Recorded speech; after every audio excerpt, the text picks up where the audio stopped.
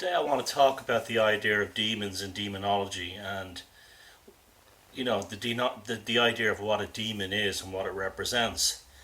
Now, there's a lot of confusion about this and a lot of fear about this.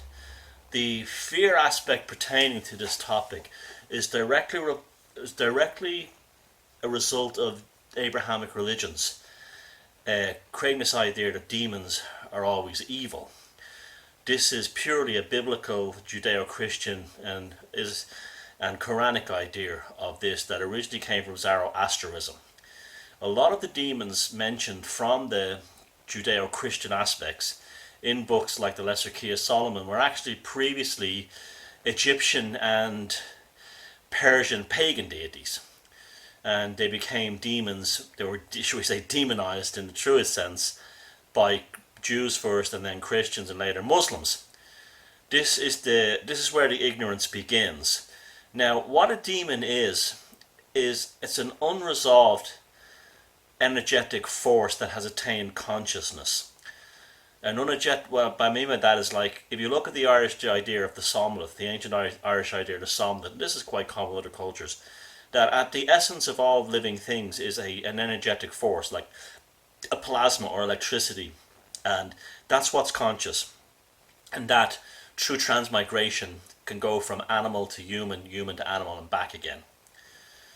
Now, this idea is what is fundamentally was called a demon. It's that idea of a consciousness force, like electricity with a consciousness or plasma with a consciousness, that has not manifested into a being, so it's an entity, it's an elemental. It doesn't need to be a person or an animal or a fish or a bird or anything. It already exists in its own reality. And through magic, we can bring these demons into this reality. Now, this comes, you've seen my video, but I'll put the link below, how to capture a demon. I've done this. It's purely a scientific process. There's nothing hocus pocus really that much about it. It's just a matter, it's like trapping a wild animal, making a box to trap a wild animal. You put, like, maybe a piece of food in there, the animal walks up one side of the ramp and falls in, the door closed behind him. A live trap. It's the same idea. It uses sigils to draw in, and sometimes Hebrew letters, to draw in this demon, and then by methods of using various elements like lead, which, like, I use white lead paint, which real lead, white lead paint, and other things you can, like copper, you can trap it and it can't get back out. But there's an ethical aspect to this as well, as I discovered myself. I went to try and capture this entity expecting I was going to capture a jinn or something at this notorious haunted house here in the west of Ireland. In reality, I captured probably a nature spirit of some kind. The kind of nature spirits our pagan and heathen ancestors worshipped. And I found myself feeling tremendously guilty about it, because the creature was obviously in distress. The entity was obviously in distress by the sound. If you listen to the thing below, it was removed. I brought it back to where it came, I destroyed the sigil, and I let the thing back to where it went. And I felt terribly guilty about it for long. I felt just like if I trapped a wild bird or a wild animal, I wouldn't feel right about it. And here is the problem. When humans, especially people, occultists and so on, bring these entities into our reality, they're bringing them in against their will, they're trapping them. The most common case of this would be the Ouija board. The Ouija board seems to have the ability to bring these demons in, and the demons are so upset that they've been taken into this reality and removed from their own energetic reality, that they get back at the people on the Ouija board by deceiving them. So they tell them, yes, I am the great being from the future who's actually you, telling you you're a god, or I am Satan, or I am this, I am that, I am your Uncle Mary, well, you never know these days, Auntie Mary, and so forth. They become tricksters because they're annoyed at humans. Now that shows that demons and fairies are the same thing. What our ancestors called demons, our ancestors in pagans world called them fairies, or they called them nature spirit, or they called them elementals. And so you have, this is, so like, Where in the Abrahamic world, they literally demonized these things. So they gave them names. See, they don't have forms. Those forms that we visualize them as are basic later ideas of monsters, and they create an image in our mind. In reality, Beelzebub was the lord of the flies, so whenever you had a plague of flies, it was seen as the arrival of Beelzebub.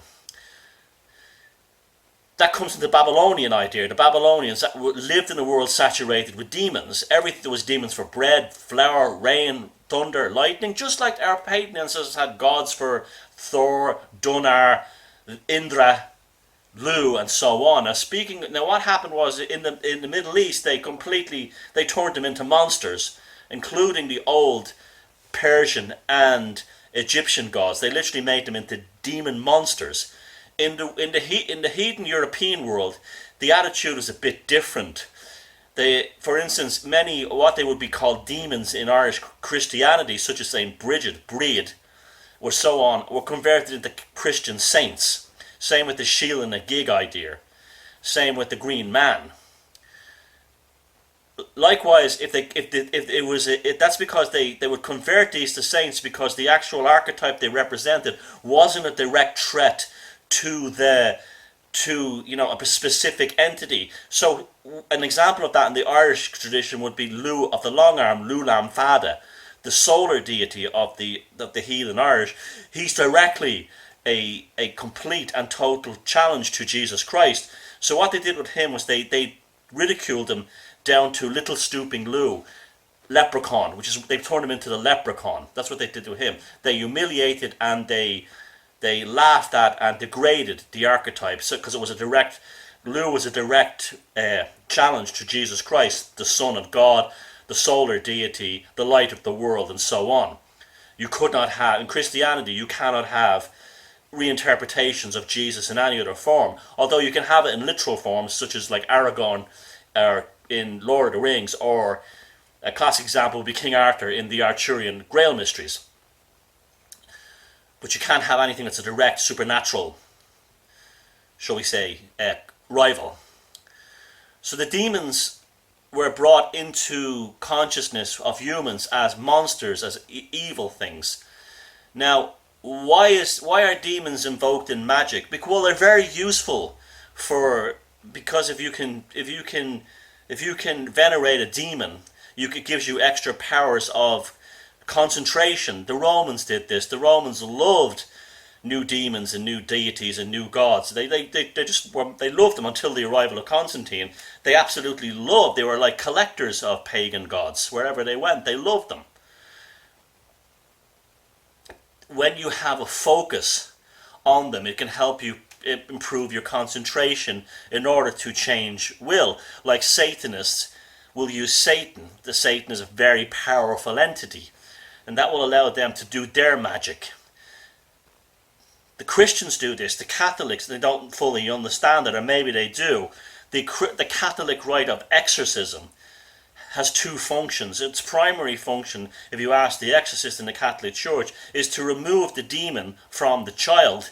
In reality, it may be a ruse being played by the demon to enter this reality.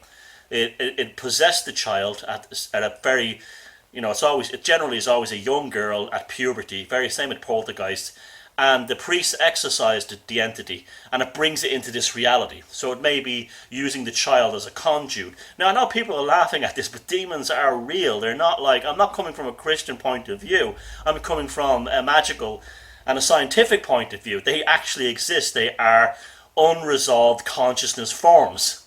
That's all they are, and they have become, through heathen and pagan identities, they've become religious beings. They become beings of ridicule, fear and hate within the Abrahamic traditions. But that's only because they represented rival archetypal conflicts to the Judeo-Christian canon, in that they could not be converted into saints like Saint Bridget and so on, and the ones like Lu had to be converted into monsters. Demons are not evil, they're not bad. There would be malevolent versions, or ones that have malevolent aspects, but there would be other ones who would have benign. They wouldn't be interested in, particularly in human beings. And this is the important part of all. How you should consider the demon from now on is a kind of spiritual, I hate that word, but that's the only one I can use for it, spiritual feral wildlife. That's what they are. They're spiritual feral wildlife, very useful in magic because they allow us to concentrate on a non-material consciousness in order to reinforce the magical state that we're not in, that we're not prisoners within this five-sense reality, and we can actually, hack or deconstruct the operating system of reality, as Grant Morrison says when he talks about sigils. A big part of that is that the demons seem to be very attracted to sigils, because if they are a kind of energetic form, well, I've been pointing out for years that a lot of sigils look very much like analog electronic circuit devices. And therefore, well, an electronic circuit harnesses the energy of the electron. Perhaps sigils do the same with the demonic entity and allows the magician to alter the fabric of their own reality through concentration.